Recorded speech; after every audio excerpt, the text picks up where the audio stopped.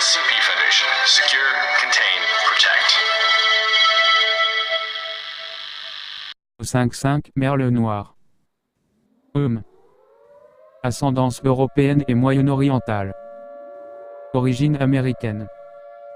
Aurait autour de la quarantaine, bien que probablement bien plus vieux.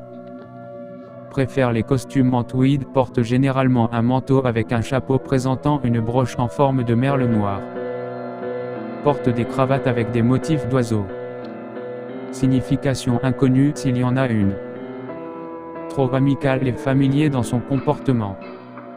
Jovial et détendu la plupart du temps quand il peut se le permettre. L'un des O5S les plus proéminents, souvent vu en public.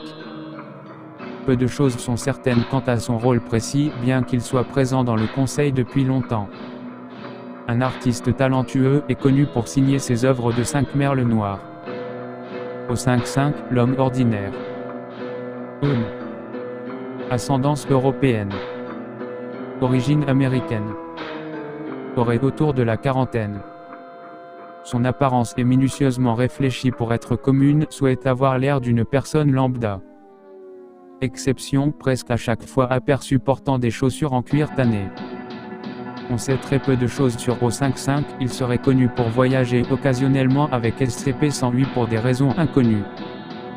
Selon les notes d'expérimentation de 108, je le suspecte de vouloir utiliser ses capacités directement ou par la recherche comme une forme d'échappatoire en dernier recours. Au 5-5, l'entrepreneur ou le trésorier. Ascendance européenne moyen-orientale. Originaire d'Europe de l'Ouest. Quarantenaire. Apparence ordinaire. Au 5-5 supervise les couvertures de la Fondation. Il procure les fonds pour presque tous les projets de la Fondation. Il manipule généralement l'économie au profit de la Fondation.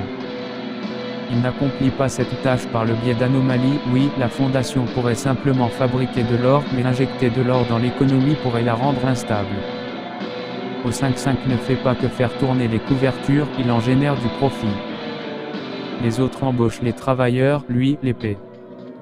Jamais vu en public. Beaucoup de rapports le considèrent être la même personne que au 5-5 Merle Noir, et d'autres disent que Merle Noir est une fiction ou un doublon. Au 5-5, destinée manifeste. Ascendance européenne. Origine américaine. Apparemment âgé de 50 ans. Bien rasé.